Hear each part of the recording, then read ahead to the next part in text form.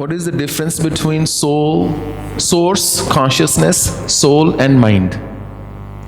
The answer you would get from a thesaurus.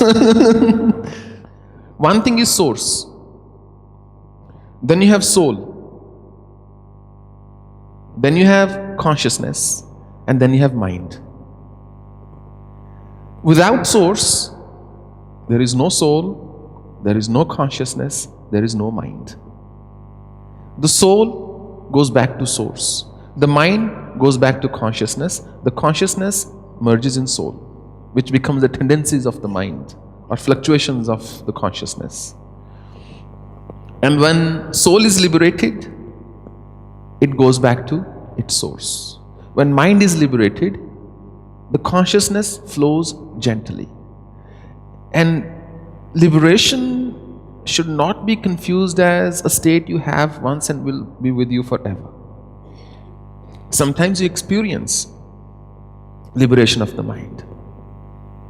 It's like having a pet. Let's say a pet dog.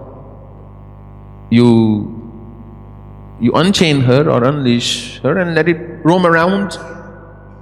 She's liberated. The dog, he or she is liberated. It is liberated. The moment you leash it back, it's not liberated anymore. So you could have experience of liberation of mind. When your mind is truly liberated, your consciousness flows. And I'm sure somewhere each one of you must have experienced that flow of consciousness while doing different activities.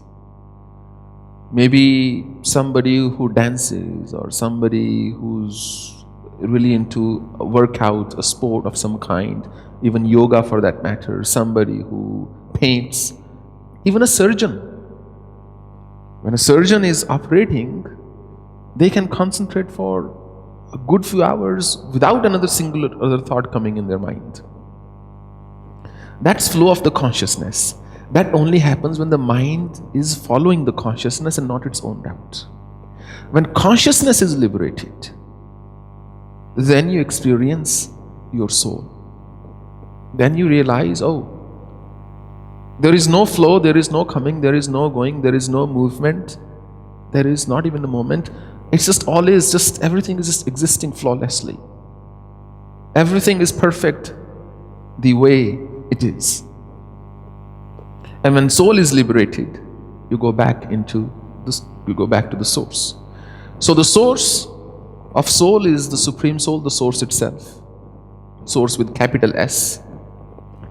The source of your consciousness is your soul. Also the Karana Sharir, the causal body.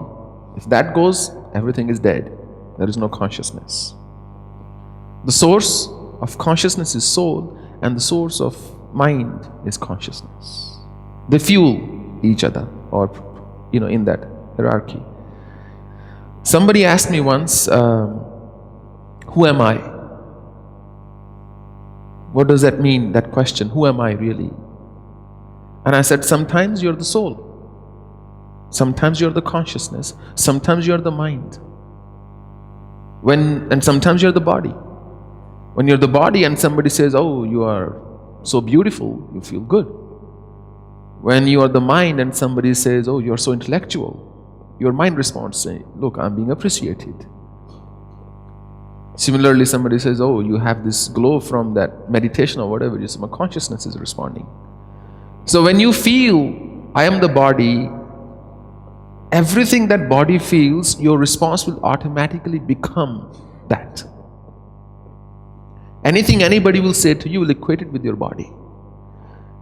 When you are established in the sentiment that I am the mind, then your mind will respond in any situation. When you are established in that bhava, in that sentiment that I am the consciousness, your consciousness will respond. And when you are established in the sentiment that I am the soul, then your soul will respond. And that's in fact the whole sadhana. And when you're established in the bhav, in the sentiment that I'm the Supreme Soul, then that would respond. Repeatedly, this world will have you travel through various sentiments.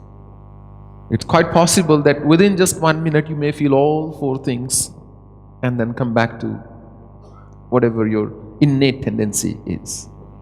So that's the answer.